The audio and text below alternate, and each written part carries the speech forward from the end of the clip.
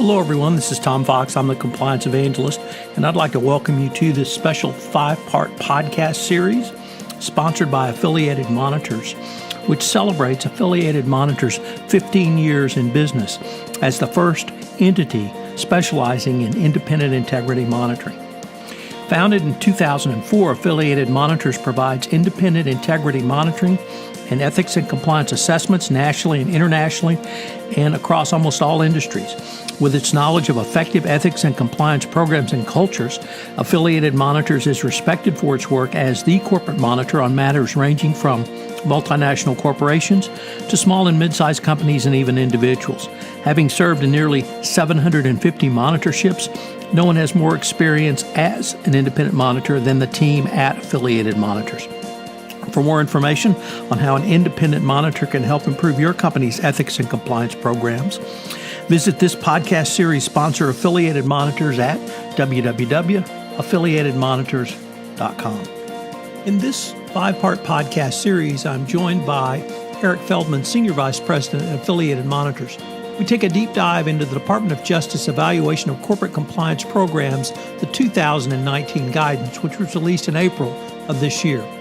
Over the next 5 podcasts, we will explore the changes that are in the 2019 guidance from the Evaluation of Corporate Compliance Programs 2017 guidance, which was released back in February of 2017. The structure and the emphasis of the 2019 guidance, and what does it mean for the compliance practitioner? We will also take a look at each specific prong. So is the program well designed? Is it being implemented effectively? And does the compliance program work in practice? In this episode 3, we consider the question, is your compliance program being implemented effectively, by taking a look at commitment by senior management and middle management, autonomy and resources for compliance, and incentives and disciplinary actions. This special 5-part series is a special presentation of the Compliance Podcast Network. Hello, everyone. This is Tom Fox, back again for our 3rd episode of the exploration of the 2019 guidance from the Department of Justice. As always, I'm joined by Eric Feldman. Eric is the Senior Vice President at Affiliated Monitors. Eric, first of all, welcome back. Thanks, Tom. Happy to be here. Eric, today we're going to take up prong number 2, which asks the question, is it being implemented effectively? So what were sort of your thoughts to see these series of questions or these series of issues broken out in this manner? Well, I really like this, and I like what they say up front here, that prosecutors are instructed to prove specifically whether a compliance program is a paper program or one implemented, reviewed, and revised as appropriate in an effective manner. And we have always used the term paper program to kind of describe a company that has a code of conduct, and they might have a couple policies and procedures, the thou shalt nots, kind of like the federal government's compliance program, and they don't have much substance behind it. And we have thrown that term around a lot to describe a program that is really just a fig leaf. And here DOJ takes it on directly, even using that term paper program.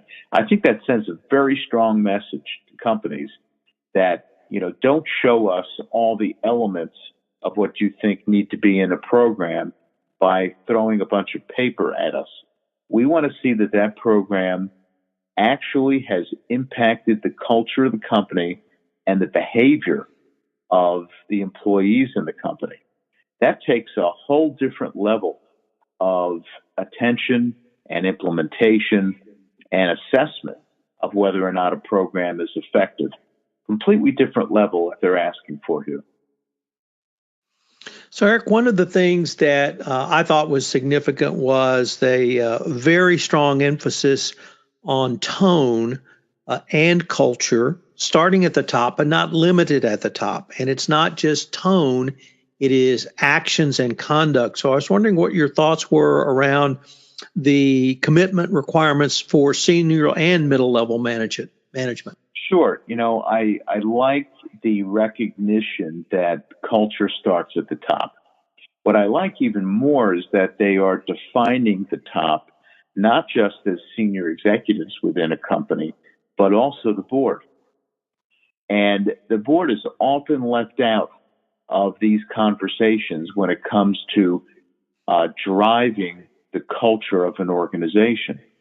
And I've always thought that if the board doesn't ask the right questions of the executives and the ethics and compliance officer, namely, what are the impediments to our culture and strengthening our culture? What is the culture like right now?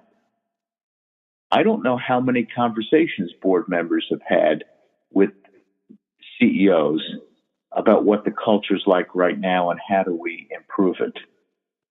And this guidance says right up front that standards, ethical standards, need to be articulated by the board, by senior leadership, and then demonstrated by example. And that really is another area of this section of the guidance that talks about the reinforcement of standards by senior leaders and middle management by their behavior.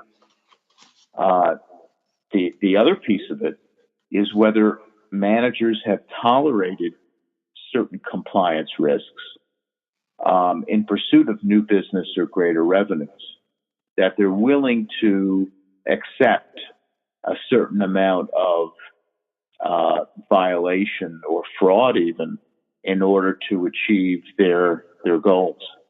And I think that this is the challenge of our day in compliance, and that is creating an alignment of incentives, which we'll talk about in a moment, that balances the financial incentives of a company with the ethics and compliance incentives.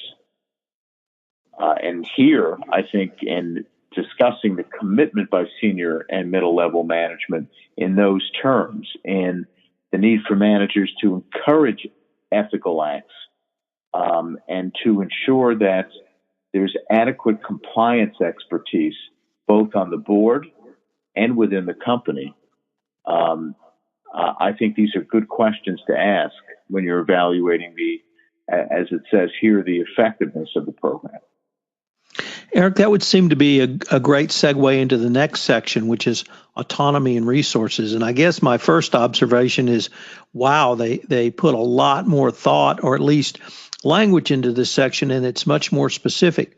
What were some of your thoughts around autonomy and resources, particularly in light of the requirement for increased effectiveness at the top of the organization? Well, first of all, they say that the adequacy of resources and the autonomy and organizational structure of your ethics program is dependent on the size, structure, and risk profile of that company.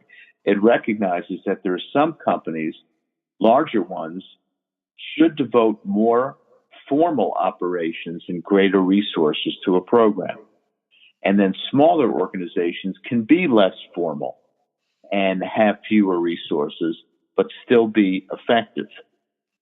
And, I've seen programs that were started with nothing that included one internal person. And one organization, I remember, it was a quality assurance person within that company, became the ethics officer. No resources, did it all himself.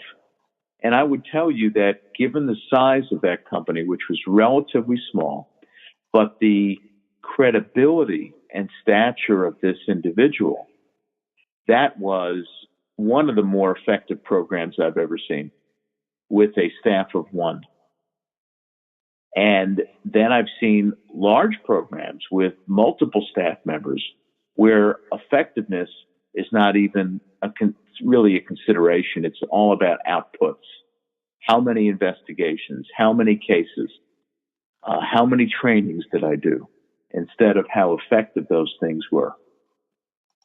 So in this section here, I think they do a very good job of identifying the most important criteria.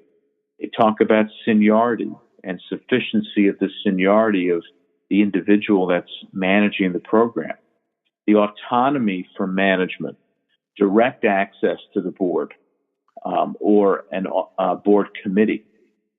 And they talk about sufficiency of personnel and resources relevant to the specific risk.